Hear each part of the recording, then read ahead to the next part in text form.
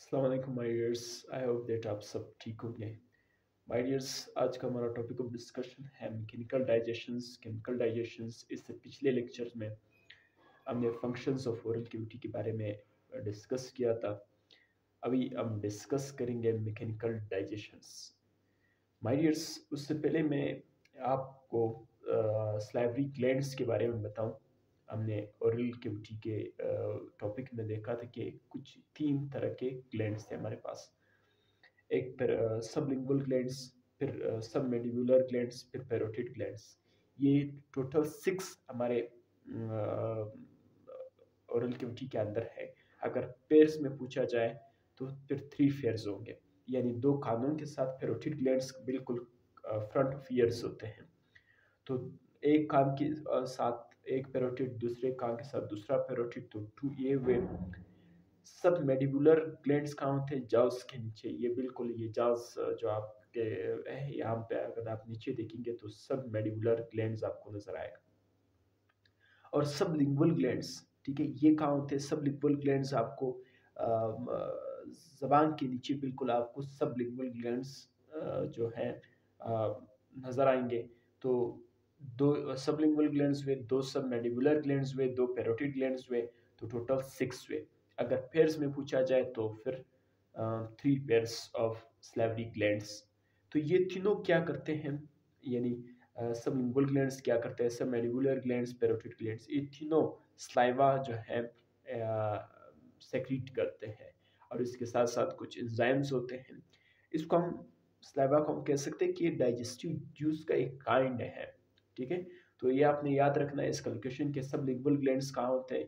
ये जबान के नीचे, सब मैंडिबुलर ग्लैंड्स जाव्स के नीचे, और parotid glands front of year के नीचे। और ये तीनों स्लाइवा सेक्रीट करते हैं। ठीक है, अभी हम ये देखेंगे माय डियर्स के मैकेनिकल डाइजेशंस क्या है।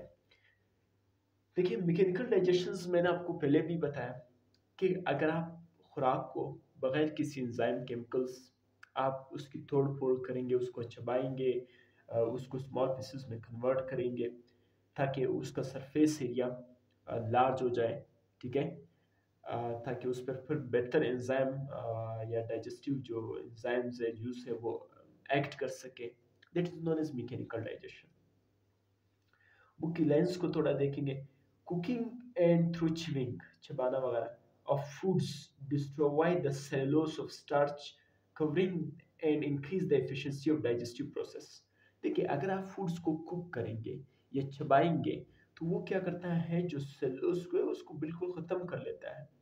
उसकी एफिशिएंसी को इंक्रीज करने के लिए, ताकि उसकी एफिशिएंसी इंक्रीज हो डाइजेस्टिव प्रोसेस की के लिए, ताकि बेहतर डाइजेशन हो सके। उसको चबाओ, उसको ग्राइंड करो, उसको मस्टिगेट करो, उसको आप कुक कर ले। तो ये क्या करता है, ये डाइजेस्टिव प्रोसेस को एफिशिएंट बनाने के लिए, बेहतर बनाने के लिए ये मैकेनिकल डाइजेशंस होती है। Food taken into the mouth is chewed, ठीक है, आप चबाए या मस्टिगेट बाय द टीथ। देखिए, आप फूड को किस चीज़ से चबाते हैं? आप फूड को किस चीज़ से तोड़ते हैं? दांतों से ही तोड़ेंगे। आपने नवाला लिया, आपने उसको चबाया, आपने उसको मस्टिगेट किया। मस्टिगेट का मतलब किसी लार्ज फूड मॉलिक्यूल्स को स्मॉल फूड मॉलिक्यूल्स में कन्वर्ट कर देना, तब्दील कर देना। That is known as masticate. ठीक है, तो ये तीनों जो च्यूइंग है, मस्टिगेशन है, ये कौन करता है? ये टीथ करता है। Mastication break large food particles into small ones। Mastication का मतलब यही कि बड़े खुराक का कोई नवाला है, कोई पार्टिकल्स है, उसको स्मॉल यानी छोटे छोटे फूड पार्टिकल्स में कन्वर्ट कर देना। We have a much larger total surface area for the action of digestive enzymes. इस बात का मतलब ये है कि अगर आप खुराक के बड़े नवाले को छोटे छोटे हिस्सों में कन्वर्ट करेंगे तो उसका सरफेस एरिया लार्ज हो जाएगा। ठीक है, तो फिर उस पर एंजाइम हर जगह एक्ट कर सकेंगे। अगर एक फूड नवाला है, एक बड़ा लार्ज पीस है, तो उस पर एंजाइम या डाइजेस्टिव जूस वो कम एक्ट करेंगे। ठीक है, लेकिन अगर आप उस बड़े फूड पार्टिकल्स को छोटे छोटे हिस्सों में कन्वर्ट कर लेते हैं, छोटे छोटे हिस्सों में, तो उस पर खुराक फिर बेहतर एक्ट कर सकेगा। ठीक है माय डियर्स, तो इस वजह से हम मैकेनिकल डाइजेशंस करते हैं। यहाँ पे सेड इंफॉर्मेशन में मैं ये भी बताता चलूँ, कभी कभी पूछ लेते हैं according to the anti test. देखिए, अगर पैरोटिड ग्लैंड्स में इन्फ्लेमेशन हो जाए, सूजन हो जाए, पैरोटिड जो ग्लैंड्स है जो कानों के साथ है, यहाँ पे मैंने आपको बताया फ्रंट ऑफ ईयर्स, ठीक है, एक कान के साथ एक पैरोटिड, दूसरे कान के साथ दूसरा पैरोटिड, अगर यहाँ पे सूजन हो जाए तो उसको हम प्रोटाइटिस कहते हैं। इस बीमारी को हम फिर प्रोटाइटिस कहते हैं, जो मोस्ट कॉमन प्रोटाइटिस है। तो ये पूछा जा सकता है कि द मोस्ट कॉमन प्रोटाइटिस, प्रोटाइटिस का मतलब है पैरोटिड ग्लैंड्स के अंदर इंफ्लेमेशन का होना, सूजन हो जाना, ठीक है। तो आपसे ये पूछा जा सकता है कि मोस्ट कॉमन प्रोटाइटिस क्या है, तो आपने बता देना है mumps is the most common parotitis, ठीक है। इस बात को आपने याद रखना है और यहाँ पे अपने बुक के ऊपर लिख लेना है कि the most common parotitis is known as mumps. Next हमारा केमिकल डाइजेशंस। केमिकल डाइजेशंस क्या है? इसमें आपकी खुराक के ऊपर स्लाइवा, एंजाइम, डाइजेस्टिव जूस अगर एक्ट करे और वो फूड मॉलिक्यूल्स छोटे छोटे हिस्सों में कन्वर्ट हो जाए, वो फूड मॉलिक्यूल डाइजेस्ट हो जाए, उस फूड मॉलिक्यूल्स के बॉन्ड्स है वो टूट जाए, that is known as chemical digestions. अभी हम देखेंगे saliva is secreted by salivary glands. तो स्लाइवा कौन सेक्रीट कर रहा था? ये तीनों ग्लैंड्स, और इन तीनों ग्लैंड्स को हम क्या कह रहे थे? Salivary glands. तो स्लाइवा यानी थूक is secreted by the salivary glands. The water part of saliva contain a digestive enzyme called salivary amylase।